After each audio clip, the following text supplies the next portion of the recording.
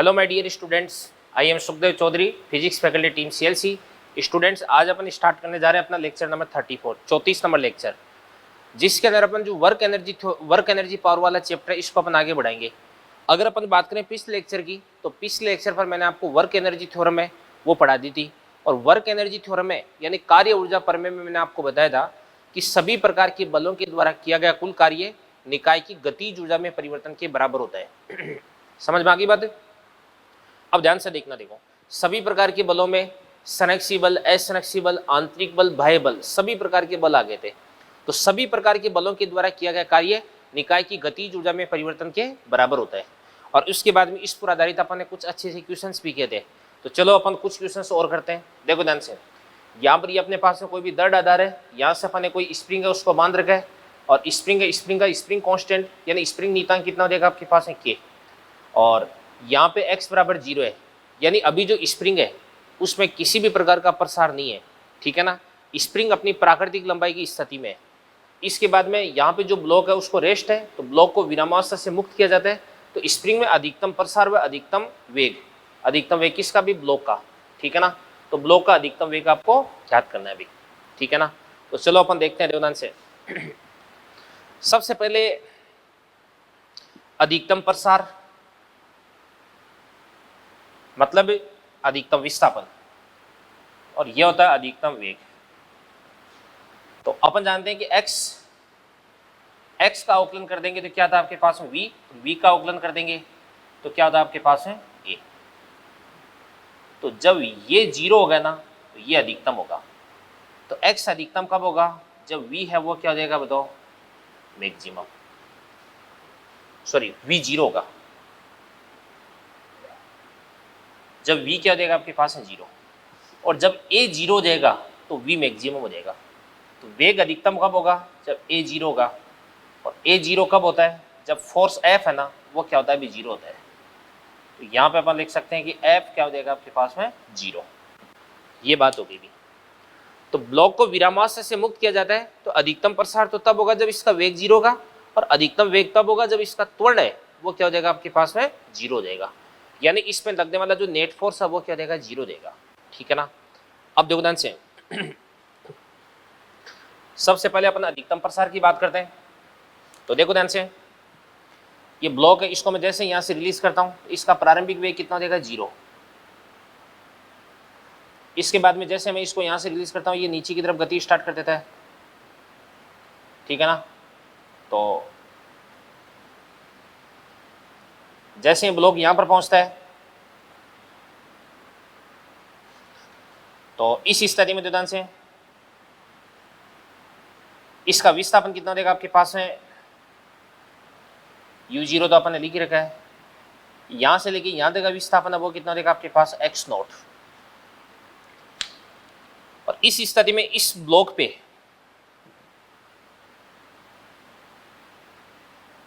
नीचे की फोर्स, तो नीचे की तरफ फोर्स लग जाएगा mg, और ऊपर की तरफ कितना फोर्स लग जाएगा आपके पास है k x0। तो इस ब्लॉक पे नीचे की तरफ कितना फोर्स लग जाएगा mg, और ऊपर की तरफ कितना फोर्स लग जाएगा k x0 लग जाएगा। तो ब्लॉक पे जो नेट फोर्स है वो कितना हो जाएगा 0 हो जाएगा। और जब ब्लॉक पर नेट फोर्स 0 होता है तो इस स्थिति में इसका त्वरण वो भी क्या हो जाएगा 0 हो जाएगा। इसको अपन बोलते हैं साम्यावस्था या संतुलन की स्थिति। क्या बोलते हैं? संतुलन की स्थिति, ठीक है ना। तो देखो ध्यान से, सबसे पहले अपन बात करते हैं संतुलन की स्थिति। संतुलन अवस्था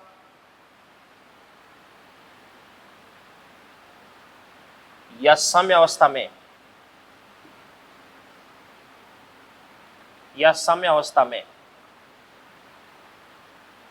जो F नेट है वो कितना हो जाएगा, ब्लॉक पे 0 देगा, नेट फोर्स 0 देगा। तो इस ब्लॉक पे नीचे की तरफ कितना फोर्स लग रहा है mg, और ऊपर की तरफ कितना लग रहा है k x0 लग रहा है। तो यहां से अपन लिख सकते हैं mg बराबर क्या हो जाएगा आपके पास है k x0। तो यहां से आपके पास x0 बराबर क्या हो जाएगा mg बटे k। ये तो आपके पास x0 आ जाएगा। तो x0 कितना हो जाएगा mg बटे k आ जाएगा। अब यहां पर देखो इस स्थिति में इस ब्लॉक पे नेट फोर्स कितना है भी 0, तो त्वरण भी कितना हो जाएगा 0, तो इसका वेग क्या हो जाएगा, अधिकतम हो जाएगा। तो इस स्थिति में इसका जो वेग है वो क्या हो जाएगा आपके पास अधिकतम, तो वी मैक्स हो गया। तो अधिकतम वेग अपन निकालते हैं, कैसे निकालते हैं देवदान से, यहां से लेकर के यहां तक आपको कार्य ऊर्जा प्रमेय लगानी है। तो कैसे लगा सकते हैं देवदान से, देखो जैसे इस ब्लॉक को मैं यहां से रिलीज करता हूं तो इस ब्लॉक पे नीचे की तरफ फोर्स लगता है कौन सा, mg। mg मैंने mg फोर्स नीचे की तरफ लगा दिया, और इसका नीचे की तरफ विस्थापन कितना हो जाएगा, x नॉट हो जाएगा, और x नॉट बराबर कितना हो जाएगा, mg बटा k। x नॉट बराबर कितना हो जाएगा, mg बटा k। और mg के द्वारा किया गया कार्य जो वो क्या हो जाएगा आपके पास पॉजिटिव देगा। तो कार्य बराबर क्या होता है, बल गुणा विस्थापन। बल कितना हो जाएगा mg और विस्थापन कितना हो जाएगा mg बटा k, और वो भी नीचे की तरफ। तो बल और विस्थापन दोनों सेम डायरेक्शन में, इस कारण से वर्क डन कैसा हो जाएगा आपके पास पॉजिटिव, ठीक है ना। ये तो mg का वर्क डन हो गया। अभी तो इसके अंदर x बराबर 0 है, बट जैसे ये ब्लॉक नीचे की तरफ गति स्टार्ट करेगा तो स्प्रिंग इस पर ऊपर की तरफ बल लगाना स्टार्ट कर देगी। तो स्प्रिंग का बल हो जाएगा ऊपर की तरफ और विस्थापन हो जाएगा नीचे की तरफ।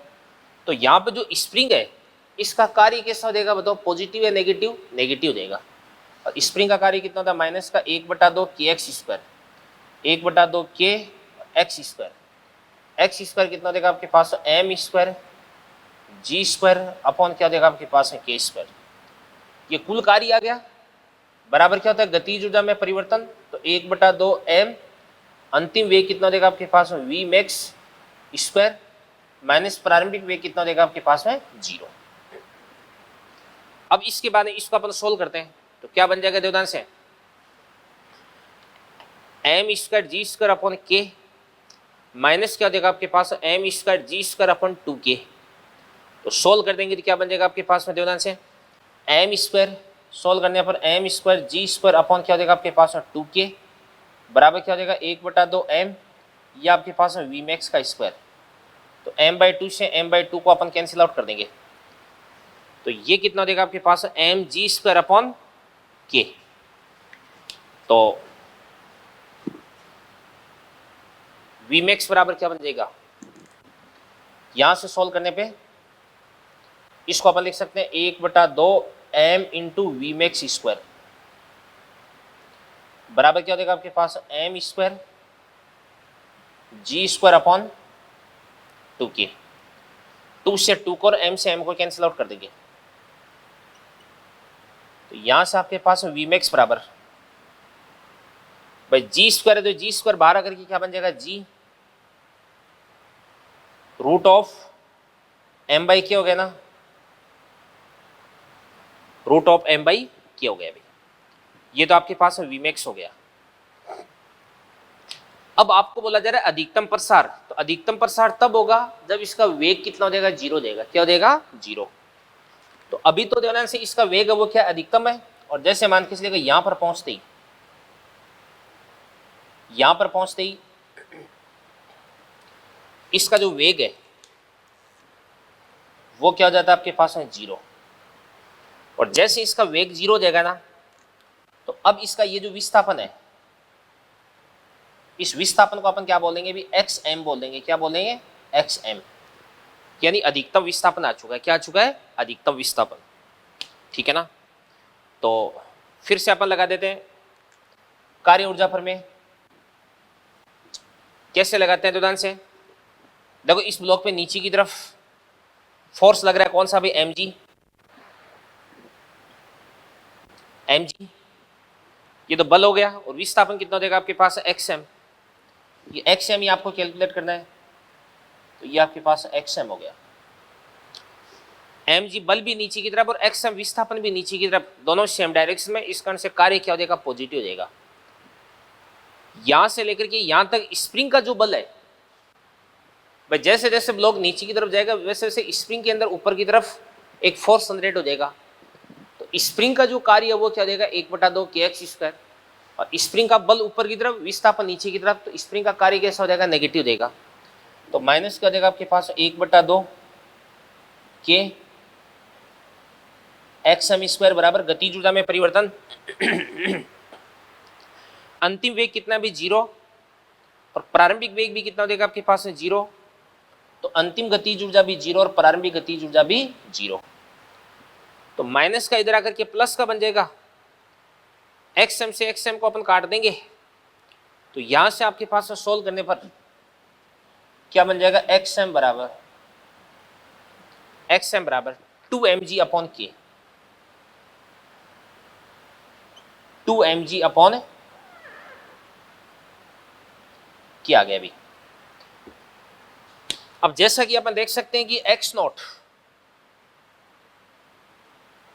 ये तो क्या हो देगा अभी, संतुलन की स्थिति में इसका विस्थापन हो देगा, और एक्स एम क्या हो देगा बताओ, इसका अधिकतम विरामावस्था में इसका विस्थापन हो जाएगा, नहीं अधिकतम प्रसार हो देगा। तो यहां से अपन देख सकते हैं कि एक्स एम बराबर कितना हो जाएगा, 2 टाइम्स ऑफ एक्स नॉट हो जाएगा। तो यहां से अपन लिख सकते हैं कि एक्स एम बराबर कितना होता है आपके पास, 2 टाइम्स ऑफ एक्स नॉट, ये चीज होगी भी। तो बड़ा शानदार क्वेश्चन है, इस क्वेश्चन को आप अच्छे से देख सकते हैं, समझ सकते हैं। इसके बाद में अगला क्वेश्चन अपन देखते हैं ध्यान से। देखो यहां पर ये आपके पास कोई भी एक स्प्रिंग है, और स्प्रिंग है, इसका स्प्रिंग कांस्टेंट कितना हो जाएगा, के हो देगा, और यहाँ पे इसको ना आपने इस पॉइंट एस से, इस पॉइंट को मैं बोल देता हूँ एस, यहाँ से निलंबित कर रखा है, और स्प्रिंग के देखो यहाँ पे अपने पास कोई भी एक घर्षण छड़ है, एक रोड है, और इस रोड के पास में कोई फ्रिक्शन नहीं है, किसी प्रकार का यहाँ पे घर्षण मौजूद नहीं है। और फिर उसके बाद एस या ओ की डिस्टेंस कितनी आपके पास एल है। जब ये जो स्प्रिंग है इसके दूसरे सिरे पर अपन एक रिंग जोड़ रखी है, रिंग का द्रव्यमान कितना हो जाएगा, एम हो जाएगा, और इसको अपन ने 53 डिग्री पे यहाँ पे फिक्स करके यहाँ पे रेस्ट में रख रखा है, इसको अपन ने विरामावस्था में पकड़ रखा है। यानी यूं बोल सकता हूँ कि यहाँ पे इसका जो प्रारंभिक वेग है 0 है। जैसे मैं इसको यहाँ से रिलीज करता हूँ तो ये जो रिंग है वो इस घर्षणी छड़ पर इस प्रकार से आगे की तरफ यूं गति करती है, और जैसे ये रिंग यहाँ पर पहुंचती है तो इसकी जो चाल है यही आपको पूछ रहा है भाई, ठीक है ना। तो देखो ध्यान से, यहां पे इस रिंग पे कौन कौन से फोर्स लग सकते हैं। एक तो इस रिंग का नीचे की तरफ mg लग रहा है।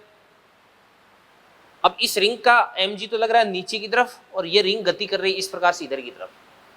तो mg और विस्थापन दोनों एक दूसरे के लंबवत दिशा में हो गए, तो mg का कार्य कितना हो जाएगा, 0 हो जाएगा। अभिलंब प्रतिक्रिया बल लग जाएगा इस प्रकार से, यू ऊपर की तरफ, ठीक है ना, और ऊपर की तरफ अभिलंब प्रतिक्रिया बल लग गया, अभिलंब प्रतिक्रिया बल ऊपर की तरफ, गति इधर की तरफ। तो अभिलंब प्रतिक्रिया बल और विस्थापन भी दोनों एक दूसरे के लंबवत दिशा में। तो इस स्थिति में अभिलंब प्रतिक्रिया बल का जो कार्य वो भी कितना हो जाएगा आपके पास में, 0 हो जाएगा। कितना हो जाएगा, 0, ठीक है ना। अब एक ही बल यहाँ पे बचा है, कौन सा बल, स्प्रिंग बल। तो स्प्रिंग बल का जो कार्य है वही आपको निकालना है। तो मैं लिख सकता हूं यहाँ पे work done by mg plus work done by normal reaction force plus work done by spring बराबर change in kinetic energy. mg का वर्क डन कितना देगा आपके पास में, 0। नॉर्मल का वर्क डन भी कितना देगा आपके पास में, 0। स्प्रिंग का वर्क डन कितना देगा, स्प्रिंग का वर्क डन 1/2 के का के। अब आपको क्या करना है, अभी एक्स स्क्वायर निकालना है, एक्स स्क्वायर। तो क्या होता है अभी एक्स स्क्वायर क्या होता है, देखिएगा ध्यान से। यहां पे ये तो आपके पास में क्या होगा, अभी आधार हो गया और ये कर्ण हो गया। तो आधार और कर्ण में संबंध किससे बताते हैं, cos थीटा से। तो cos 53 cos थीटा बराबर क्या होता है, आधार बटे कर्ण। आधार कितना देगा, L, और कर्ण कितना देगा आपके पास है, कर्ण L डैश। और cos 53 कितना होता है आपके पास है, 3/5। तो यहां से आपके पास है जो L डैश है, L डैश बराबर कितना देगा आपके पास है, 5L/3। तो L डैश बराबर कितना देगा आपके पास है, 5L/3 हो जाएगा। अब मैं आपको ये बता रहा हूं कि इस स्प्रिंग की जो वास्तविक लंबाई है वो तो कितनी आपके पास है, L है, और यहां से लेकर के यहां तक ये वाली जो लंबाई है वो कितनी हो जाएगी आपके पास है, 5L/3 हो जाएगी। कितनी हो जाएगी, 5L/3। तो अगर आपको यहां से स्प्रिंग में प्रसार यानी x निकालना है तो x कितना देगा बताओ, एल डेस माइनस क्या देगा, एल हो जाएगा। तो 5L/3 माइनस एल बराबर क्या देगा आपके पास, 12/3 हो जाएगा। कितना देगा, 12/3। मतलब यहां पर अगर आपकी स्प्रिंग है वो प्राकृतिक लंबाई की स्थिति में है, तो यहां पे स्प्रिंग खींची हुई अवस्था में, इस स्थिति में इसकी लंबाई कितनी है, टोटल 5L/3। तो 5L/3 में से L को माइनस कर देंगे तो 12/3 आएगा, और ये 12/3 क्या हो जाएगा आपके पास, विस्थापन हो जाएगा यानी x हो जाएगा। क्या हो जाएगा, x। ठीक है ना। तो 1/2 किए x², x कितना हो जाएगा 12/3, तो 4L², 3 का स्क्वायर कितना देगा आपके पास, 9 बराबर। चेंज इन काइनेटिक एनर्जी कितना देगा, 1/2 m, अंतिम वेग कितना देगा आपके पास, v², और प्रारंभिक वेग कितना भी यहाँ पे 0 हो गया। ठीक है ना। अब इसके बाद इसको अपन सोल्व करते हैं। तो 2 से अपन क्या करेंगे, 2 को काट देंगे, और यहाँ पे कुछ कटता हुआ दिख रहा है क्या, नहीं। तो यहाँ से आपके पास v² बराबर कितना देगा बताओ, यह आ जाएगा आपके पास 4kL² upon 9m, 4kL² upon 9m। सही लिख रहा हूं क्या मैं, 4kL² अपॉन 9m। तो यहां से आपके पास में v बराबर कितना देगा आपके पास, मतलब 2L/3। ठीक है ना, रूट ऑफ k/m। तो 2L/3 रूट ऑफ k/m, यही आपका आंसर हो जाएगा भाई। तो ये दोनों बड़े शानदार क्वेश्चन थे। इन दोनों क्वेश्चंस को आप अच्छे से देखें, समझें, नोट करें बेटा। चलिए बच्चों, इसके बाद में अगला क्वेश्चन अपन देखते हैं। देखो क्या कह रहा है कि m बराबर 2 किलोग्राम द्रव्यमान की एक वस्तु पर विरामावस्था से F बराबर 4t² बल t बराबर 4 सेकंड तक आरोपित किया जाता है। तो t बराबर 4 सेकंड पर बल द्वारा किया गया कार्य ज्ञात करो। अब ध्यान से देखना। देखो सबसे पहले मैं आपको ये बता रहा हूँ कि यहाँ पे लगने वाला जो बल है वो नियत की परिवर्ती है, बल यहाँ पे परिवर्ती है। कैसे, देखो ध्यान से। यहाँ पे F बराबर कितना दे रखा है आपको, 4t² दे रखा है, यानी जैसे जैसे टाइम चेंज होगा ना वैसे वैसे फोर्स भी चेंज हो जाएगा। ठीक है ना। और मैंने आपको बताया था कि अगर बल स्थिति के सापेक्ष परिवर्तित हो रहा है तो इस स्थिति में F का x के सापेक्ष समाकलन करके अपन कार्य की गणना करते हैं, जो कि अपन ने पहले किया भी था। और मैंने आपको बताया था कि यदि आपका बल किसके सापेक्ष, विस्थापन के समय के सापेक्ष परिवर्तित होता है तो इस स्थिति में किए गए कार्य की गणना करने के लिए अपन कार्य ऊर्जा प्रमेय काम में लेंगे। और अब तो अपन कार्य ऊर्जा प्रमेय वो भी अपन डिस्कस कर चुके हैं। तो चलो करते हैं, स्टार्ट करते हैं अपन। F बराबर 4t², तो t बराबर 4 सेकंड तक आपको बल के द्वारा किया गया कार्य ज्ञात करना है। देखो कार्य ऊर्जा प्रमेय क्या होती है, किया गया कार्य बराबर गतिज ऊर्जा में परिवर्तन। बात अगर गतिज ऊर्जा की आती है तो इसके अंदर चाल या वेग की भी बात आती है। अब देखो बल है, द्रव्यमान है, त्वरण निकाल लो, और त्वरण है, त्वरण को समाकलित कर दोगे, समाकलन कर दोगे तो वेग आ जाएगा। बस बन गई बात, कोई दिक्कत वाली बात ही नहीं है। तो अपन जानते हैं कि A बराबर कितना होता है, A बराबर F/m। F कितना देगा आपके पास, 4t² बटे m कितना देगा आपके पास है 2, तो बराबर कितना देगा आपके पास है 2t² देगा। क्या देगा, t²। ठीक है ना। ये तो A आ गया। और A को अपन क्या लिख सकते हैं, dv/dt। तो यहां से आपके पास है dv बराबर कितना देगा, 2t² dt। इंटीग्रेशन कर दो। सबसे पहले t बराबर 0, विरामावस्था से स्टार्ट होती है तो v बराबर कितना देगा 0। तो t बराबर t पर v बराबर v कितना देगा, ये आपको पूछा जा रहा है।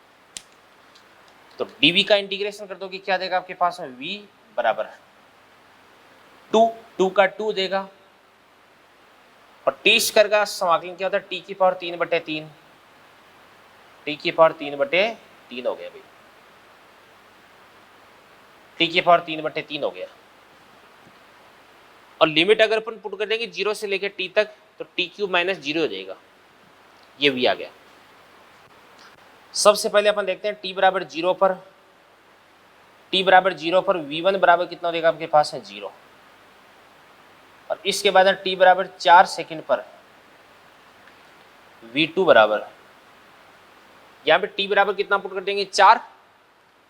अब ध्यान से देखना, देखो 4 का क्यूब कितना होता है 64, और 64 इंटू 2 कितना देगा आपके पास 128, 128/3 मीटर पर सेकंड हो गया। तो आपको निकालना यहाँ पे कार्य बराबर क्या होता है गतिज ऊर्जा में परिवर्तन, तो 1/2 m v2 स्क्वायर माइनस क्या देगा v1 स्क्वायर हो जाएगा। तो 1/2 m कितना देगा आपके पास 2, v2 कितना देगा आपके पास 128/3, इसका अपन होल स्क्वायर कर देंगे माइनस v1, यहाँ पर आपके पास v1 कितना दे रखा है भाई 0, तो 0 का अपन क्या कर देंगे स्क्वायर कर देंगे, तो ये आपके पास 0 आ जाएगा बेटा। और यदि इसको अपन सोल्व कर देंगे तो इस स्थिति में आपके पास में इस बल के द्वारा 4 सेकंड में किया गया कार्य आपको मालूम हो जाएगा, ठीक है ना। तो ये आप आंसर निकाल देना, आंसर किस में आ जाएगा जूल में, दैट्स ऑल। तो मैंने आपको इस चैप्टर के स्टार्टिंग में बताया था कि परिवर्ती बल है, या तो किसका फंक्शन हो सकता है स्थिति का फंक्शन हो सकता है, तो इस स्थिति में f का x के सापेक्ष आपको समाकलन करना है। और यह परिवर्ती बल है वो किसका फंक्शन हो सकता है भाई टाइम का फंक्शन हो सकता है, समय का फंक्शन हो सकता है। तो इस स्थिति में आपको क्वेश्चन किससे सोल्व करना है कार्य ऊर्जा प्रमेय की सहायता से सोल्व करना है, जो कि मैंने आपको करके बता दिया है, ठीक है। अगला क्वेश्चन देखते हैं बेटा। एक गोली है वो लकड़ी के एक प्लैंक को पार करने पर वेग का 1/10वां भाग खो देती है। गोली को विरामावस्था में लाने के लिए ऐसे कितने प्लैंक्स की आवश्यकता होगी। बहुत ही फेमस क्वेश्चन है। अब 1D के अंदर भी आपने ऐसा क्वेश्चन देखा होगा, आपने किया भी होगा, या तो हो गया होगा या नहीं हुआ। तो इसको गति की तीसरे समीकरण से भी अपन सोल्व कर सकते हैं, और इसको अपन यहाँ पे कार्य ऊर्जा प्रमेय की हेल्प से भी सोल्व कर सकते हैं। तो चलो करते हैं। देखो ध्यान से, ये कोई प्लैंक है लकड़ी का है, इसकी मोटाई कितनी हो जाएगी x हो जाएगी। कोई गोली आती है, गोली जब इसके अंदर एंटर करती है तो इस टाइम इसकी चाल कितनी होती है u। जब बाहर निकलती है तो इस टाइम इसकी चाल कितनी हो जाती है v। 1/10वां भाग को देती है, तो यहाँ पर आपके पास में v बराबर कितना देगा u माइनस कितना देगा u/10 बराबर कितना देगा आपके पास 9u/10 हो जाएगा, 9u/10 हो गया। अब ध्यान से देखना, देखो गोली का वेग यहाँ पे घट रहा है, तो ऑब्वियसली इस गोली पे पीछे की तरफ फोर्स लग रहा होगा, किसका इस लकड़ी के प्लैंक का अवमंदन बल रिटार्डिंग फोर्स लग रहा होगा पीछे की तरफ, क्योंकि गति इधर की तरफ तो प्लैंक पीछे की तरफ फोर्स लगा रहा है कितना F। तो यहाँ पे अपन एक समीकरण बना सकते हैं। क्या समीकरण बना देंगे, देखो यहाँ पे बल कितना देगा आपके पास F, यहाँ पे समीकरण बना देंगे बल कितना देगा आपके पास F, विस्थापन कितना देगा आपके पास x। यहाँ पे बल और विस्थापन दोनों एक दूसरे के अपोजिट डायरेक्शन में, क्योंकि गोली जा रही आगे बल पीछे लग रहा है। बातें सुननी पड़ेगी ध्यान से आपको, ठीक है ना, तभी आपको मालूम चल पाएगा। दिमाग आपका एकदम बिल्कुल फोकस में रहना चाहिए। तो माइनस में हो गया, माइनस का fx हो गया। अब यार जिस बच्चे को ये भी मालूम नहीं है ना कि यहाँ पे मैंने माइनस का साइन क्यों लगाया, तो इस बात से एक ही चीज जाहिर होती है कि वो बच्चा मेरी बात को ध्यान से सुन ही नहीं रहा है। और जो बच्चा मेरी बात को ध्यान से सुनेगा नहीं यार, उसको तो फिजिक्स कैसे समझ में आ सकती है। फिजिक्स समझने के लिए तो आपको बिल्कुल एकदम आपका ध्यान है वो बोर्ड पे केंद्रित होना चाहिए। क्लास में देखो ऑनलाइन और ऑफलाइन, इसमें ऑनलाइन में कुछ नुकसान भी है तो कुछ फायदे भी हैं। कि जैसे मान के चलिएगा क्लास में 200 से 250 बच्चे बैठते हैं, टीचर ने आपको कोई टॉपिक पढ़ा दिया। अब इसके बाद में अगर आपके कोई डाउट आ गई, कोई भी चीज़ आपको दोबारा से पूछनी है, तो वहाँ पे आप है ना 200-250 बच्चों के बीच में खड़े होकर के, कई बच्चे होते हैं जो पूछने की हिम्मत नहीं करते, उनको शर्म शंका की वजह से वो क्लास के अंदर बच्चे वो चीज़ को नहीं पूछ पाते कि सर ये चीज़ दोबारा से समझाना, दोबारा नहीं समझ पाते, ठीक है ना। कई बार क्या होता है, उनका जैसे कोई टॉपिक है वो मिस हो जाता है किसी भी दिक्कत की वजह से, तो इस वजह से वो बच्चे हैं वो दूसरे दिन भी टीचर को जाके बोलते हैं कि सर ये टॉपिक मेरे को दोबारा से समझा दो। यार 1 घंटे 1.5 घंटे के अंदर टीचर ने 200-250 बच्चों को जो टॉपिक पढ़ाया, क्या उतनी इंटेंसिटी के साथ में वो एक बच्चे को पढ़ा पाएगा क्या? ऑब्वियसली नहीं। अगर अपन प्रैक्टिकली बात करते हैं तो नहीं पढ़ा पाएगा, ठीक है ना, ये बात होगी। और तो अब देखो ध्यान से, ऑनलाइन में अपने को ये फैसिलिटी मिलती है कि जैसे कोई भी टॉपिक अगर आपकी समझ में नहीं है तो वीडियो को आप वापस पीछे करें, पीछे से देख लें, दोबारा से समझ लो, कोई दिक्कत वाली बात नहीं है। कोई टॉपिक जैसे मान के चलिएगा मैं आपको आज का लेक्चर पढ़ा रहा हूँ और आज के लेक्चर में मैं आपको बताता हूँ कि देखो बच्चों, मैंने आपको कार्य ऊर्जा प्रमेय वाला चैप्टर पिछले लेक्चर में पढ़ाया था, सॉरी कार्य ऊर्जा प्रमेय वाला टॉपिक है वो मैंने आपको पिछले लेक्चर में अच्छे से समझाया था। अब यार आपके दिमाग से स्लिप हो गया कि कार्य ऊर्जा प्रमेय वाला टॉपिक कौन सा था, हालांकि ये तो आपको आना ही चाहिए, बट फिर भी आपको दोबारा पढ़ना है तो आप पिछले लेक्चर के अंदर जाकर के दोबारा से उसको आप पढ़ सकते हैं, ठीक है ना। तो ये कुछ फैसिलिटीज भी आपको मिलती है जो आपको ऑफलाइन कोर्स में प्रैक्टिकली अगर अपन बात करें तो नहीं मिल पाती है, ठीक है ना। तो आराम से बढ़िया एकदम आप अपनी जो स्टडी उसको आप इंजॉय करें, प्रॉपर आपको नोट्स बनाने, देखो ध्यान से, देखो मैं आपको बता देता हूँ, थोड़ा सा ज्ञान दे देता हूँ आपको मैं, कुछ बातें जो आपको ध्यान में रखनी है। बात नंबर 1, आपको आपका डेली का जो शेड्यूल है वो आपका फिक्स होना चाहिए। फिक्स होने का मतलब ये है कि अगर आप डेली सुबह 10 बजे से अगर आपकी क्लास स्टार्ट करते हैं तो हमेशा आप 10 बजे से स्टार्ट करें, 8 बजे से स्टार्ट करते हैं तो 8 बजे से स्टार्ट करें। पढ़ाई को आप फर्स्ट प्रायोरिटी पे रखें।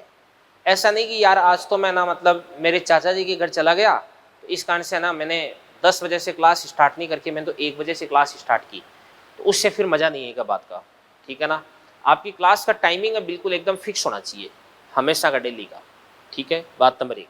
दूसरी बात, किसी एक सब्जेक्ट का वीडियो देखते टाइम आपको बीच में न के बराबर गैप लेना है भी, और आप पढ़ते टाइम ऐसी जगह पे बैठे जहाँ पे मतलब आपके फैमिली के मेंबर्स हैं वो कम ही घूमते फिरते हैं, क्योंकि वो अगर घूमते फिरते रहेंगे तो फिर उसके बाद में आपका जो ध्यान है, आपका कंसंट्रेशन है, वो क्या होगा, डिस्ट्रैक्ट होगा, और जिसकी वजह से आप प्रॉपरली अपनी स्टडी पे फोकस नहीं कर पाएंगे, ठीक है ना। ये बातें आपके लिए अभी बहुत ज़्यादा हेल्पफुल है, क्योंकि अभी अपना कौन सा चैप्टर चल रहा है, वर्क एनर्जी पावर, यानी अभी अपन मैकेनिक्स पढ़ रहे हैं, अभी फिजिक्स में बहुत कुछ बाकी पड़ा यार, ठीक है ना। तो यहाँ से अपन कुछ भी कर सकते हैं अभी। दूसरी बात ये होगी कि आपको ऐसी जगह पे बैठ के वीडियो देखना है जहाँ पे किसी का कोई डिस्टर्बेंस नहीं हो, ठीक है। दूसरी बात मैंने आपको बताया था कि अपने लेक्चर के अंदर किसी प्रकार का कोई गैप नहीं होना चाहिए, बिल्कुल भी न के बराबर गैप होना चाहिए। 5 सेकंड 10 सेकंड का अगर हो गया तो कोई दिक्कत वाली बात नहीं, बट ऐसा नहीं कि यार आधा लेक्चर देखा, 10 मिनट का लेक्चर देखा, उसके बाद में 20 मिनट आप मस्ती करने चले गए, या आपका कोई मनपसंद सीरियल आ रहा है टीवी पे या कोई मूवी आ रही है वो आप देखने लग गए, ठीक है ना, बीच में खाना खाने लग गए। ऐसा नहीं होना चाहिए, ऐसे पढ़ाई नहीं होती यार। पढ़ाई तो आपकी फर्स्ट प्रायोरिटी होनी चाहिए भाई। पढ़ाई को अगर आपने लास्ट प्रायोरिटी पे डाल दिया कि मान के इसलिए मम्मी ने बोल दिया कि बेटा खाना खा लो, आप बीच में खाना खाने लग गए, इसका मतलब खाना आपकी फर्स्ट प्रायोरिटी हो गई ना, पढ़ाई तो आपकी बाद की प्रायोरिटी में चलेगी, तो फिर उसके बाद में बात का मजा नहीं आएगा। अगली बात, जो भी आपको पढ़ाया जाता है, ठीक है, उसके अगर आप रिटर्न नोट्स लिखना चाहें तो लिख सकते हैं, बट मैं आपको यही सजेस्ट करूंगा कि आप जैसे स्क्रीनशॉट लेना तो सबको आता ही होगा यार, इतनी टेक्नोलॉजी का ज़माना है, सब जानते हो आप, तो स्क्रीनशॉट आप ले लें। जैसे मतलब मैं क्या करता हूँ कि पूरा बोर्ड है उसको भरने के बाद में सारी चीज़ें एक्सप्लेन करने के बाद में 1 सेकंड 2 सेकंड के लिए साइड में चला जाता हूँ, उस दौरान आप उसका स्क्रीनशॉट ले सकते हैं, ठीक है ना। और स्क्रीनशॉट को आप अपने मोबाइल में सेव कर सकते हैं, उसके आप अलग से फोल्डर बना सकते हैं, फाइल बना सकते हैं, वो आपकी ई नोट्स की फॉर्म में बन गए भी, ठीक है ना। और अगर लिखते हैं तो लिखने के लिए आपको क्या करना है, आप जो इंपॉर्टेंट पॉइंट्स हैं शॉर्ट फॉर्म में, शॉर्ट नोट्स के रूप में, वो आप अपनी किसी नोटबुक के अंदर आप लिख सकते हैं भी। कोई जैसे फॉर्मूला है जो आपको लगता है कि आप भूल सकते हैं, वो चीज़ आप उसके अंदर नोट कर सकते हैं, ठीक है ना। तो हर चैप्टर के आपके पास नोट्स होने चाहिए। फिर उसके बाद में डेली बेसिस पर आपको कम से कम आपको 15 से 20 क्वेश्चन आपको हमेशा करने ही है, कम से कम बता रहा हूँ मैं, फिजिक्स के 15 से 20 क्वेश्चन आपको हमेशा करनी है भी।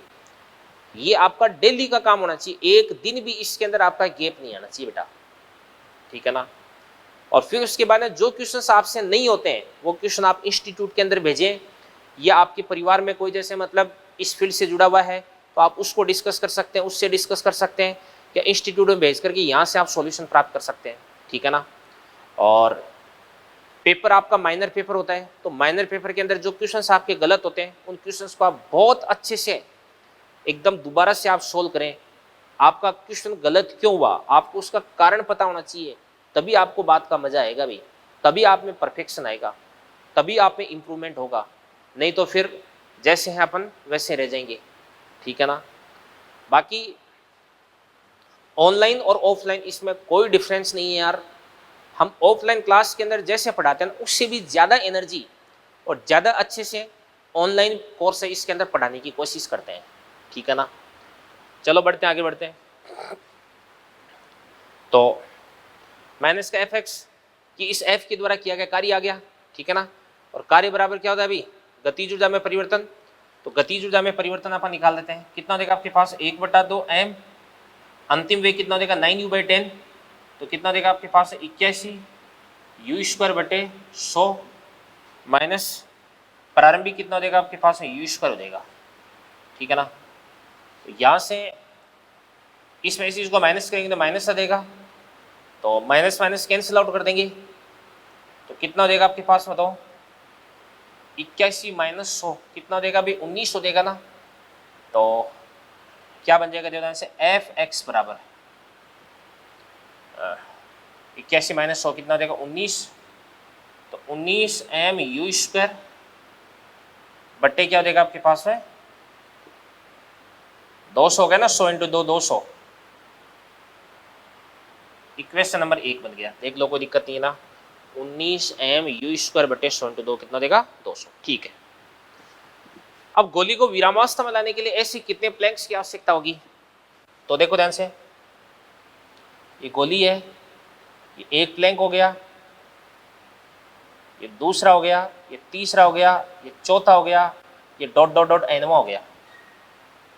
तो एक की चौड़ाई कितनी देगी x, तो n की चौड़ाई कितना देगी आपके पास nx हो जाएगी, कितना देगी nx। यहाँ पे गोली का जो वेग है वो कितना है भाई u, और जैसे गोली यहाँ पर पहुँचती है वैसे इसका वेग v बराबर कितना हो जाता है 0 हो जाता है, वेग कितना हो जाता है 0 हो जाता है, ठीक है। और पीछे की तरफ वही रिटार्डिंग फोर्स अवमंदन बल लगी रहे F लग रहा है, ठीक है। अब जो ध्यान से पीछे की तरफ बल कितना लग रहा है F, विस्थापन कितना हो रहा है बताओ nx, तो कितना देगा आपके पास माइनस का F × nx बराबर कार्य हो गया। गतिज ऊर्जा में परिवर्तन 1/2 m, अंतिम वेग कितना देगा 0, प्रारंभिक वेग कितना देगा आपके पास है u।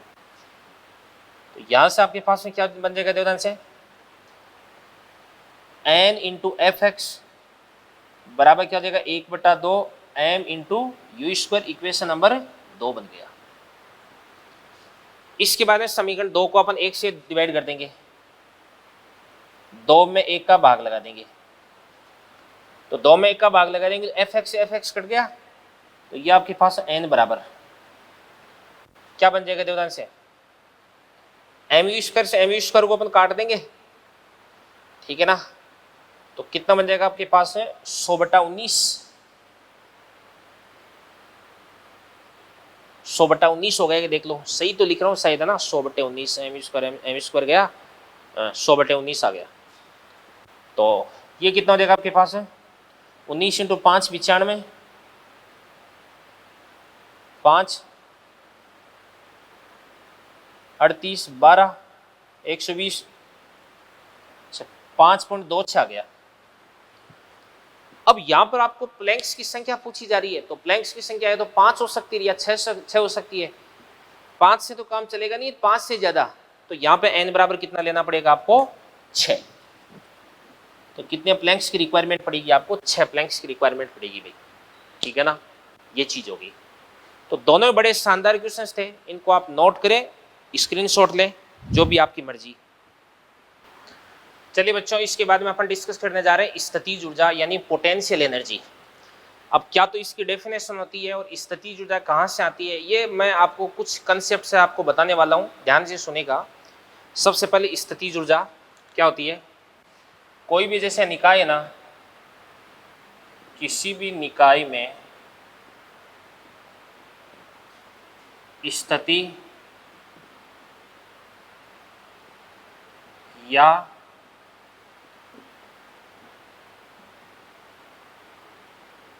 अभिविन्यास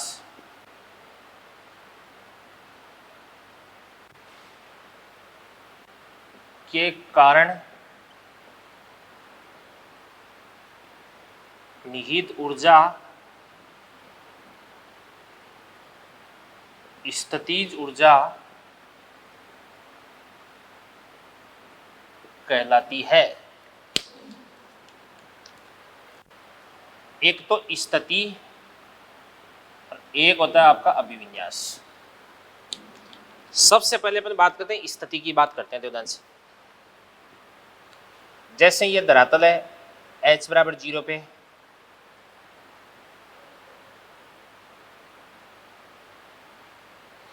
इसको अपन बोल देते हैं h बराबर 0।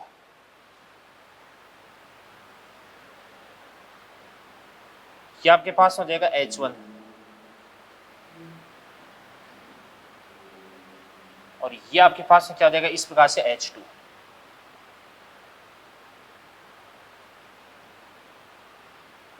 ये h2 हो गया। कोई वस्तु जिसका द्रव्यमान कितना भी m है, तो m द्रव्यमान की वस्तु को सबसे पहले अपन यहां पे रखते हैं। अपन यहां पे रख दिया। इसके बाद में एक वस्तु है जिसको अपन यहां पे रखते हैं, या इसी वस्तु को अपन यहां पर रख देते हैं। तो इस स्थिति में इसकी जो पोटेंशियल एनर्जी है वो क्या देगी, U1 बराबर कितना देगा आपके पास mgh1, और दूसरी स्थिति में U2 बराबर कितना देगा mgh2। तो इसी वस्तु की स्थिति अगर आप परिवर्तित कर दोगे, तो स्थिति परिवर्तित करने से इसकी पोटेंशियल एनर्जी स्थितिज ऊर्जा वो भी क्या हो जाएगी, परिवर्तित हो जाएगी। तो अलग अलग स्थिति में इसकी अलग अलग स्थितिज ऊर्जा होती है, यानी इसकी स्थिति के कारण इसके पास जो एनर्जी आ रही है उसी को अपन क्या बोलते हैं, स्थितिज ऊर्जा। अगले केस में अपन देखते हैं देवदान से। यही धरातल है, यही धरातल है, h बराबर 0 बोल देते हैं इसको अपन। अब ध्यान से देखना, तो इस पर एक तो वस्तु है ना, सबसे पहले तो अपन रखते हैं यूं,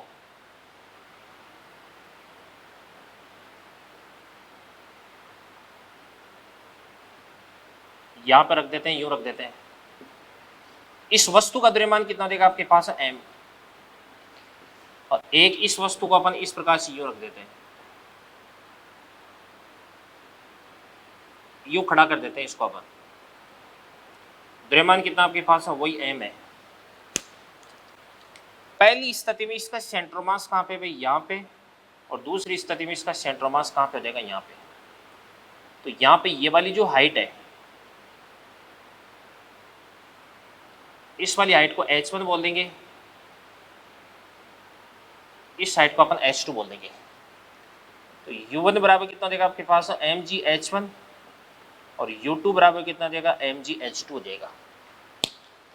तो मैं आपको ये कहना चाह रहा हूं कि सेंट्रोमास है, पहली स्थिति में कम हाइट पर है, दूसरी स्थिति में ज्यादा हाइट पर है। हालांकि वस्तु की जो स्थिति है वो तो ग्राउंड पे, धरातल पे रखी हुई है, स्थिति एक ही है, बट इसका जो अभिविन्यास है वो मैंने चेंज कर दिया। पहले इसका अभिविन्यास यूं था, बाद में इसका अभिविन्यास मैंने यूं कर दिया। तो जैसे इसका अभिविन्यास यानी इसका कॉन्फ़िगरेशन में चेंज करूंगा, तो उसकी वजह से इसके पास में जो एनर्जी आएगी उस एनर्जी को अपन क्या बोल देंगे, पोटेंशियल एनर्जी बोल देंगे। क्या बोल देंगे, पोटेंशियल एनर्जी। अब देवदान से एक इंपॉर्टेंट बात मैं आपको बताता हूँ क्या होती है पोटेंशियल एनर्जी। देखो, दो प्रकार के बल होते हैं, एक तो होता है संरक्षी बल, एक होता है असंरक्षी बल। ये क्या होते हैं मैं आपको बाद में पढ़ाऊंगा। अब संरक्षी बल होते हैं ना, उनके अगेंस्ट किया गया जो कार्य है उस कार्य को अपन क्या बोलते हैं भाई, स्थितिज ऊर्जा बोलते हैं, ठीक है ना। तो ये बहुत इंपॉर्टेंट लाइन है। हमारे द्वारा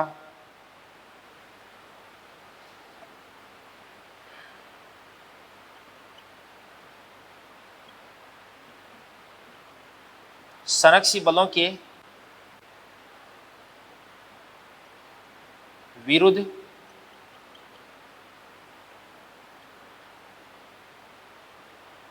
किया गया कार्य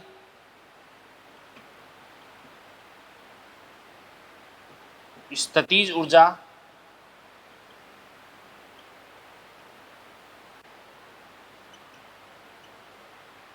में परिवर्तन करता है। यानी कार्य किसके द्वारा होना चाहिए? हमारे द्वारा। और संरक्षी बलों के विरुद्ध, संरक्षी बलों के विरुद्ध अपन जो कार्य करते हैं ना, वो इसकी स्थितिज ऊर्जा में वृद्धि करता है बेटा। ठीक है ना, ये चीज होगी भी। तो अपन बोल सकते हैं उदाहरण से, हमारे द्वारा स्थितिज ऊर्जा में परिवर्तन क्या देगा आपके पास? डेल्टा यू बराबर क्या देगा आपके पास? U2 माइनस U1 बराबर क्या देगा आपके पास में?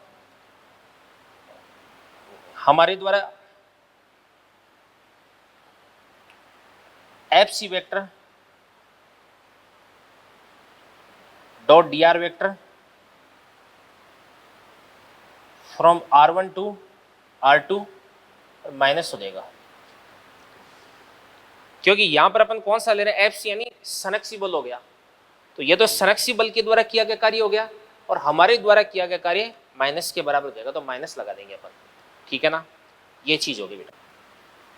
इसके बाद उदाहरण से आपको चीज बता देता हूं मैं कि जो स्थितिज ऊर्जा है,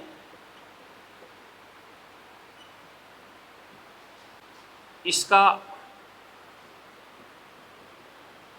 मात्रक व विमा है वो तो कार्य के समान होती है, W के समान। ये भी क्या होती है आपके पास? अदिश राशि। क्या होती है? अदिश राशि। अदिश राशि है ये, और ये एक सापेक्ष राशि भी है, रिलेटिव क्वांटिटी भी है। क्योंकि जैसे इस पोटेंशियल एनर्जी की अपन बात करते हैं इसकी, तो यहां पर अगर अपन ने H बराबर 0 लिया तो इसकी पोटेंशियल एनर्जी कितनी हो जाएगी? mgh1। और अगर कोई आदमी यहां पे आके बैठ जाए तो इस स्थिति में इसके सापेक्ष इसकी ऊंचाई कितनी हो जाएगी? 0। तो इसकी पोटेंशियल एनर्जी कितनी हो जाएगी? 0 हो जाएगी।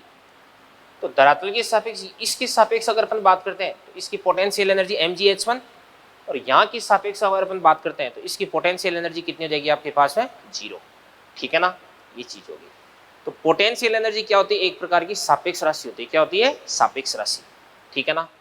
इसके बाद में अपन बात करते हैं कि बल तथा स्थितिज ऊर्जा में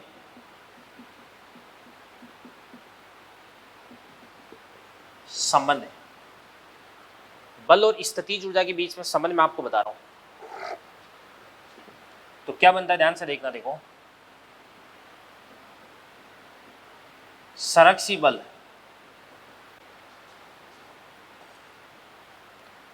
F बराबर माइनस का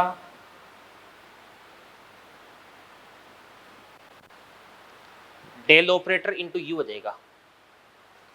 अब ये क्या होता है? ये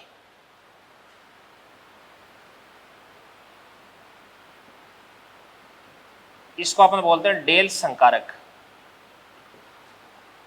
ये क्या होता है आपके पास? Del upon del x i के एफ